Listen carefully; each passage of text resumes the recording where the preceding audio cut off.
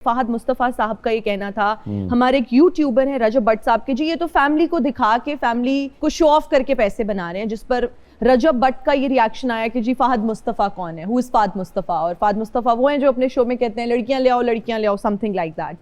उस पर शामून अब्बासी साहब ने कहा कि जी ये डिजिटल क्रिएटर्स जो हैं या ये जो कंटेंट क्रिएटर्स हैं इनकी टसल नहीं होनी चाहिए, और जो हमारे एक्टर्स हैं उन्होंने फहद मुस्तफ़ा साहब का कहा कि जी वो 25-30 साल से प्रॉबेबली इस इंडस्ट्री में, और उनको जो है ना रिस्पेक्ट करनी चाहिए जो उनके बारे में इस तरह की स्टेटमेंट्स दे रहे हैं। आपको लगता है कि ये सही है? आप डिजिटल मीडिया की भी जब हम बात करते हैं, अगर आपने एक प्लेटफॉर्म बिल्ड किया है, आप यूट्यूबर हैं, आप ब्लॉगर हैं, उसमें भी आपने कहीं ना कहीं मेहनत तो आपकी है। पहली बात तो ये है कि आपने रजब भट्ट का नाम लिया, तो बरखुरदार है बच्चा है, और उसने अपने करियर का जो आगाज़ है मेरे साथ किया था रानी ड्रामे में। फैसल बुखारी डायरेक्टर थे जी। और मैंने उस बच्चे को जब मेरे साथ वो काम कर रहा था उस वक्त देखा था, वो रोल ऐसा था जिसमें आके उसने गिड़गिड़ाना है, मेरे घुटने पकड़ने और मुझसे माफिया मांगनी है। तो मैंने उस वक्त भी उसका जुनून देखा। ऐसा नहीं है कि मैं यूट्यूबर्स को नहीं जानता, क्यों नहीं जानता, डकी हैं, रजब भट्ट हैं, ये काम कर रहे हैं, इनको अल्लाह ने इज्जत दी है, और अल्लाह जिसे इज्जत दे उसकी इज्जत करनी चाहिए। एब्सोल्युटली। अच्छा, अब वो तब भी उसने मेहनत की, अब ये जो काम कर रहा है इसमें भी उसने मेहनत की है। मेहनत कर रहा है तो अल्लाह ताला ने उसको, देखिए अल्लाह ताला ने एक निज़ाम है मेरे रब का, वो आपको उतना ही अता करता है जितनी आपकी मेहनत होती है। और उसकी मेहनत है, कोई भी काम बगैर मेहनत के माशाल्लाह, जिस तरह वो गाड़ियां ले रहा है, जो चीजें बना रहा है, जो अल्लाह ताला उसको अता कर रहा है वो कर रहा है। और सबसे अच्छी बात उसमें मैंने ये देखी कि वो अल्लाह की राह में खर्च करता है। बिल्कुल। और उससे बड़ी बात, वो अपनी वालिदा और वालिद की इज्जत बहुत करता है। इतनी ही इज्जत करनी चाहिए, और मैं भी अपने वालिद और वालिदा से बहुत मोहब्बत और चाहत और एहतराम बहुत है। अब बात आ जाती है आपकी उस कंट्रोवर्सी, वो जो बातचीत चल रही है। फहद, मैं उसे पाकिस्तान का फख्र कहूँ तो कम नहीं होगा। मैं उनकी प्रोडक्शन में भी काम करता हूँ, एक्सट्रीमली टैलेंटेड है। मैं नहीं जानता इनका कुछ चल रहा है आपस में, मैंने नहीं देखा। मैं अगर दोनों तरफ से कोई क्रॉस बातें हुई हैं तो हम जैसे किसी बड़ों को बीच में करके उसको खत्म कराना चाहिए। दोनों को अल्लाह ने इज्जत दी है, दोनों अपनी अपनी जगह मेहनत कर रहे हैं। अगर कोई ये बच्चा इसने बात कर दी है तो वो फहद को दरगुजर करनी चाहिए, अगर फहद ने कर दी है तो रजब को करनी चाहिए। दोनों ही काबिल एहतराम है और दोनों ही हमारे मुल्क का नाम है। इंसानों में बेहतरीन वो है जो दोनों तरफ की सुलह कराए। वाह वाह वाह। तो ये तो मजे लेके आपने इतनी अच्छी बात की। मजे लेंगे ना। हाँ, रजब ने कह दिया, ओह फहद नहीं कहना, नहीं कुछ नहीं, दोनों बच्चे हैं यार, दोनों ही टैलेंटेड है और दोनों की फैन फॉलोइंग है माशाल्लाह, बहुत ज्यादा, और अपनी अपनी जगह दोनों माशाल्लाह अपने काम के किंग है। अच्छा, आपने कभी सोचा कि YouTube चैनल बनाएं? हाँ, ब्लॉगिंग क्यों नहीं। YouTube का मैंने ऐसा सोचा, सुबह सोचा, रात मैंने खुदा मेरा अल्लाह गवाह है, मैं अगले दिन मैंने कहा, मेरा बेटा एडिट कर रहा था और मुझे कह रहा बाबा ये भेज दो, मैं कराची में हूँ। यहाँ से निकला, मैंने एयरपोर्ट तक बनाई।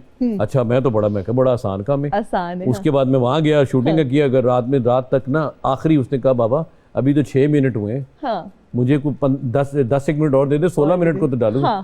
तो मैं बस वो औखा सौखा आके करके दे दिया उसको। मैंने कहा बेटा अल्लाह हाफिज। बाबा ये मेरे ख्याल से, अगर मैं गलत नहीं कर रहा तो 2 साल पहले की बात है। अच्छा। तो एक दिन मैं यूट्यूबर बना, उसके बाद मैंने खुदा हाफिज कर। मैंने कहा नहीं भाई, जो मैं कर रहा हूँ वो मेरे लिए ठीक है। अगेन, जिसका जो काम है अल्लाह ताला ने उसको उस मकाम पे रखा और इज्जत दे रहे हैं। हम जब 2 कश्तियों में पैर रखते हैं तो डगमगा जाते हैं। शायद फहद वो काम नहीं कर सकते जो रजब कर रहे हैं, रजब शायद वो नहीं कर सकते जो फहद कर रहे हैं। तो दोनों को अल्लाह ने अपने अपने मकाम पे इज्जत दी हुई है, पैसा दिया है, शोहरत दी है, तो इनकी आपस की खलिश खत्म हो जाए, इससे अच्छी बात क्या है। अच्छा बाबर अली साहब, शोबिस का जब हम जिक्र करते हैं तो स्कैंडल एंड शोबिस जरा चोली दामन का साथ लगता है। आपका रिकॉर्ड बड़ा साफ है अल्हम्दुलिल्लाह, माशाल्लाह, हम नजर बिल्कुल नहीं लगाना चाहते, लेकिन उनके बारे में कहा यह जाता है या तो बहुत शरीफ है जिसका कोई स्कैंडल नहीं है, या उन्हें कोई घास नहीं डालता है। घास डालने वाली बात तो मैं नहीं उस पर यकीन करूंगी।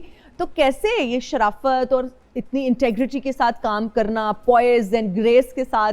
देखिए, अली में तो मेरा जोड़ा गया नाम रीमा के साथ जी। मैं समझता हूँ जहाँ 2 एक्टर्स काम कर रहे होते हैं तो वो एक ही जगह नहीं काम कर रहे थे, हम मुख्तलिफ जगह पे काम कर रहे थे, तो उस तरह वो जोड़ दिया गया।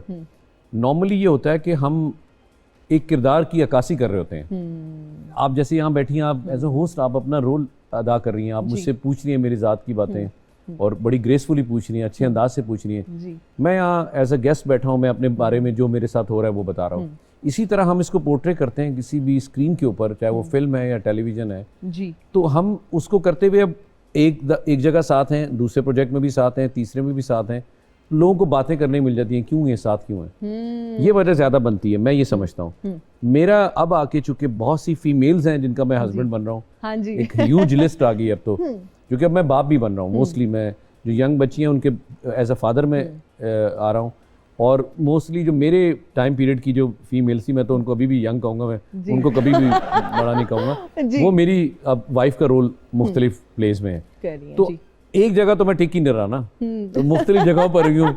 एक जगह सिर्फ घर जाता हूँ तो टिकता हूँ जहाँ मेरी ओरिजिनल वाइफ है, तो मैं सिर्फ रोल अदा कर रहा होता हूँ। तो मेरे ख्याल से ये एक वजह है, तो मैं सिर्फ वो पोर्ट्रे कर रहा होता हूँ रोल, और उस हद तक ही रहता हूँ बस। अच्छा, वैसे बाबर अली साहब, इतनी खूबसूरती हो, खवातीन के साथ आप काम करें, अट्रैक्ट तो करता है ये सब कुछ, ग्लैमर भी है, खूबसूरती भी है, ये नेचुरल है, ये ह्यूमन फीलिंग्स हैं कि आपको कोई अच्छा भी लगता है, किसी की प्रेजेंस में आप अच्छा भी फील करते हैं।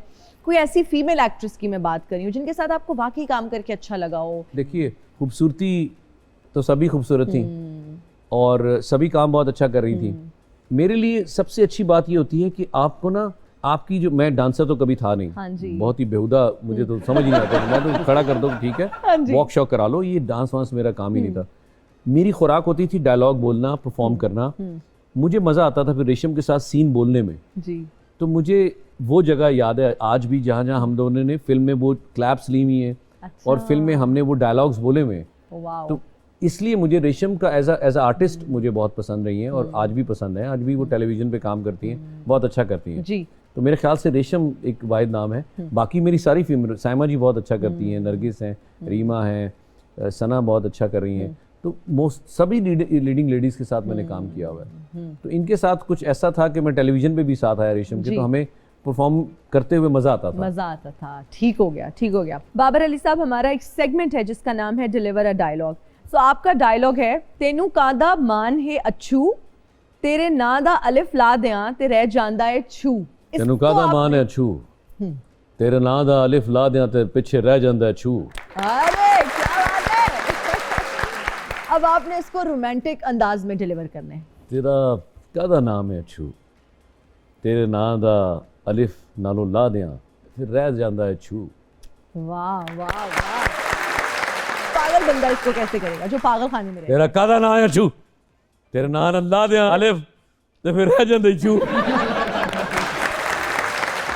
सादिया जी, आप शायरा भी हैं और आपने इतने खूबसूरत कुछ अब तो कहते थी नहीं, अब तो मैंने लिखे हुए भी बड़ा टाइम हो गया। तुझे देख देख सोना जी, जिंदगी ये सफर में है, इतने खूबसूरत गीत। आजकल अभी नहीं दिल करता कि कुछ लिखूं, अब लिखा नहीं जाता, क्या वजह है? आई डोंट नो, शायद चीज़ें बहुत बदल गई हैं, आपकी ज़िंदगी में बहुत सारी चीज़ें चेंज हो रही होती हैं, बेटी को टाइम बहुत ज़्यादा देना पड़ता है। ओके, ये सब चीज़ें ना एक माहौल के साथ होती हैं, और वो माहौल जब आपको ना मिले तो फिर लिखना बड़ा मुश्किल हो जाता है। तो अब चीज़ों को लिखने के लिए अब सोचना पड़ता है, तो नहीं लिखा जाता, नहीं लिखा जाता। हाँ। शायरी से तो लगाव है आपको? पढ़ती बहुत। अपना फेवरेट शेर सुना दे। जैसा मूड हो वैसा मंजर होता है, जैसा मूड हो वैसा मंजर होता है, मौसम तो इंसान के अंदर होता है। वाह वाह वाह।